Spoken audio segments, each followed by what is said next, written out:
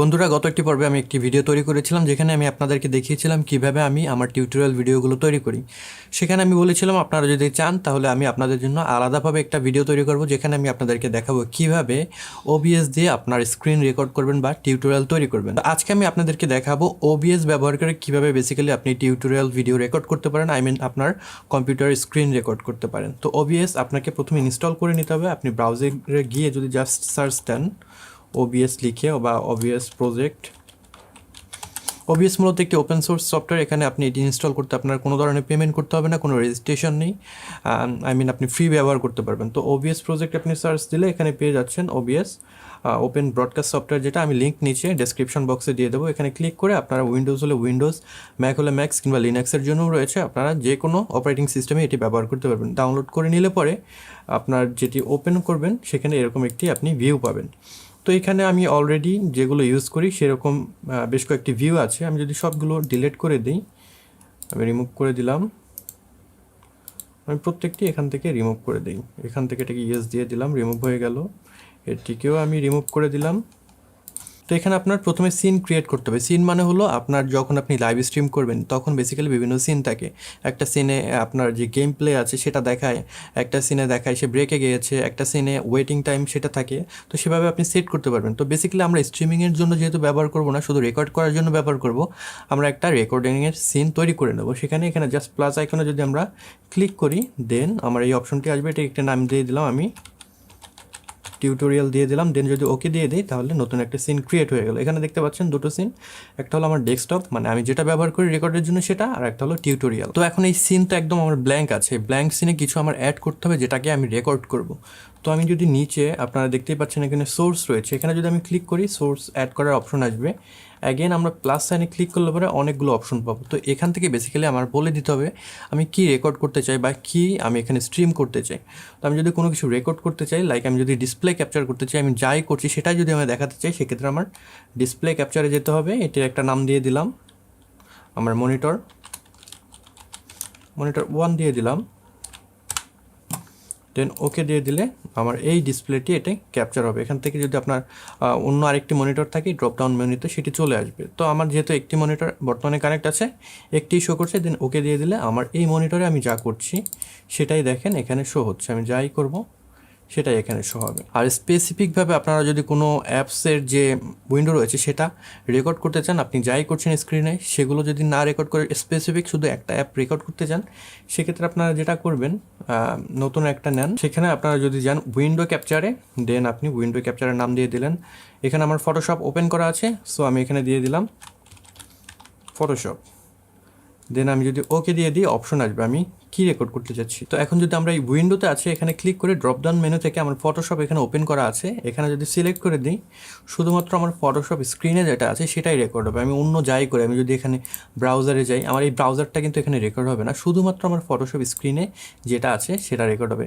তো আমি এই ফিচারটা ব্যবহার করি না, কারণ দেখা যায় অনেক সময় আমার অনেক টিউটোরিয়াল তৈরি করতে আমি একটা অ্যাপস থেকে আরেকটা অ্যাপসে জাম্প করি। সেক্ষেত্রে যদি আমি ভুলে যাই আমার উইন্ডো ওখানে শুধুমাত্র ফটোশপে টার্গেট করা আছে, সেক্ষেত্রে কিন্তু আমার পুরো টিউটোরিয়ালটা তৈরি করা নষ্ট হয়ে যাবে। তার মানে আমার পরবর্তী ফুটেজগুলো কিন্তু রেকর্ড হবে না। এর জন্য আমি সবসময় যেটা করি আমার ডিসপ্লে ক্যাপচার যেটা আছে সেটা আমি ব্যবহার করি। তো শুধু আপনার ডিসপ্লে ক্যাপচার হলো। এখন যদি আপনি অডিও ক্যাপচার করতে চান, বাই ডিফল্ট এখানে আপনার যে কম্পিউটারের ইন্টারনাল অডিও আছে সেটা রেকর্ডের অপশন আছে, সেটা এখান থেকে স্লাইডার দিয়ে আপনি ভলিউম কতটুকু চান ততটুকু আপনি রেকর্ড দিতে পারবেন। যেমন আমি যদি এখান থেকে সাউন্ড বাড়াই, একটা সাউন্ড হচ্ছে, তো এটা কতটুকু সাউন্ড হবে সেটা কিন্তু আপনি এখান থেকে নির্ণয় করতে পারবেন। এটি যদি একদম অফ করে দেন, আমি যদি এখান থেকে আমার কম্পিউটারে কোনো সাউন্ড হয় সেটা কিন্তু রেকর্ড হবে না।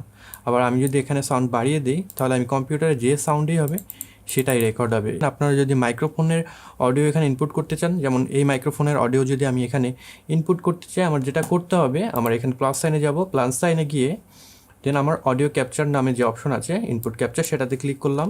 আমি দিয়ে দিলাম এখান থেকে মাইক 1। দেন আমি যদি ওকে দিই এখানে অপশন আসবে আমি কোন মাইকটি এখানে রাখতে চাই। এখান থেকে আমার ড্রপডাউন মেনুতে আমার অ্যাভেলেবেল যত ইনপুট ডিভাইস আছে সেগুলো শো করবে। এখান থেকে আমি মাইক্রোফোন আমার মুয়ানো যেটা আছে সেটা হলো মাইক্রোফোন রিয়েলটেক অডিও ইউএসবি, সেটা সিলেক্ট করে দিলাম। দেন যদি ওকে দিই এখন এই মাইক্রোফোনে আমি যেটা বলবো সেটাই কিন্তু এখানে রেকর্ড হবে এবং এখান থেকে আমি মাইক্রোফোনের যে ভলিউম সেটা কমাতে বা বাড়াতে পারবো। এবং এটা যদি আপনি কোনো ফিল্টার অ্যাড করতে চান ফিল্টারে যাবেন, দেন আপনি অডিও ফিল্টার যেগুলো অ্যাভেলেবেল আছে, কম্প্রেসার ইউজ করতে চাইলে কম্প্রেসার পারবেন, নয়েজ রিডাকশন করতে চাইলে আপনি নয়েজ সাপ্রেশন যেটা আসে সেটা ইউজ করতে পারবেন। এখান থেকে চাইলে আপনার এক্সটার্নাল প্লাগইন ব্যবহার করে ইকুয়ালাইজারও ব্যবহার করতে পারবেন। যেমন আমি যদি এখান থেকে নয়েজ সাপ্রেশন ব্যবহার করতে চাই, ওকে দিয়ে দিলাম, অ্যাড হয়ে গেল। কতটুকু আপনি সাপ্রেশন করতে চান সেটি এখান থেকে সিলেক্ট করে দিলে পরে এখানে কিন্তু আপনার নয়েজ সেভাবে রিমুভ হয়ে যাবে। তো আপাতত আমরা এটিকে ডিলিট করে দিই। তো এই হলো মোটামুটি আমার সামগ্রিক যে রেকর্ডিং ব্যবস্থা সেটা। তো ডিসপ্লের সাথে আপনার যদি অডিওটা প্রবলেম করে আপনি অডিওটা কমিয়ে দেবেন, তাহলে আর আপনার অডিওটা প্রবলেম করবে না। যদি দরকার হয় তখন অডিওটা আপনি আবার লেভেল আপ করে দেবেন। তো এইভাবে মূলত আমরা রেকর্ড করতে পারি। এবং আপনি রেকর্ডিংয়ের যে সেটিং সেটা কীভাবে রেকর্ড করবেন বা আপনার সেটিংস ভিডিওটা রেকর্ড হবে কত পিক্সেলে বা কত রেজুলেশনে সেটিও কিন্তু আপনার সেট করে দিতে হবে। কোথায় সেভ হবে সেটিও সেট করে দিতে হবে। সেটি করার জন্য যেটি করতে হবে আমাদের সেটিংস মেনুতে যেতে হবে। আমরা যদি সেটিংসে যাই, এখান থেকে আমরা যদি আউটপুটে যাই, আউটপুটে আমার এখানে স্ট্রিমিং আমরা আজকে যেহেতু দেখছি না, শুধুমাত্র রেকর্ডিং দেখছি, আমরা রেকর্ডিংয়ে যাব। এখান থেকে আমি কোথায় সেভ করতে চাই, আমি যদি ব্রাউজে দিই আমি কোথায় সেভ করতে চাই সেটা আমি সিলেক্ট করতে পারবো। আমি স্ট্যান্ডার্ড দিলাম, দেন আমার যে ভিডিও হবে সেই ভিডিওটা কোন ফরম্যাটে হবে সেটা আমার এখান থেকে সিলেক্ট করে দিতে হবে। এবং আমার যে রেজুলেশন সেটা যেটা হবে, ভিডিওতে যাই, বেসিক্যালি ভিডিওতে আমরা বেস ক্যানভাস রেজুলেশন যেটা সেটা সেট করে দেবো এবং আউটপুট স্কেল রেজুলেশন যেটা সেটা আমরা সেট করে দেবো। আপনি 1080 চাইলে 1080 করবেন, আপনি 720 চাইলে 720 এখান থেকে সিলেক্ট করে দেবেন, তাহলে সেই রেজুলেশন অনুযায়ী আপনার স্ক্রিনটা রেকর্ড হবে।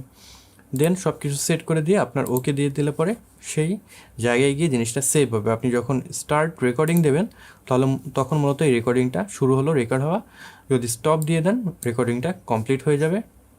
দেন আপনি যেখানে সেভ করেছেন আপনারা সেখানে যদি যান, যেরকম আমি যদি এই ফোল্ডারে যাই, এখানে দেখতে পাচ্ছেন এইটা কিন্তু আমার রেকর্ড কমপ্লিট হয়ে গিয়েছে।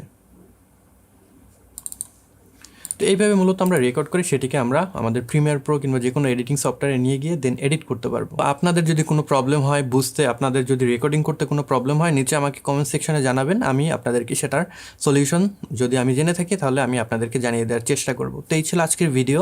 আশা করি ভিডিওটি ভালো লেগেছে। যদি ভালো লেগে থাকে তাহলে অবশ্যই লাইক করবেন, কমেন্ট বক্সে আপনাদের মতামত জানাবেন। এই চ্যানেলে আপনি নতুন হয়ে থাকলে সাবস্ক্রাইব করে রাখবেন। I will catch you guys on the next one. Until then, good by.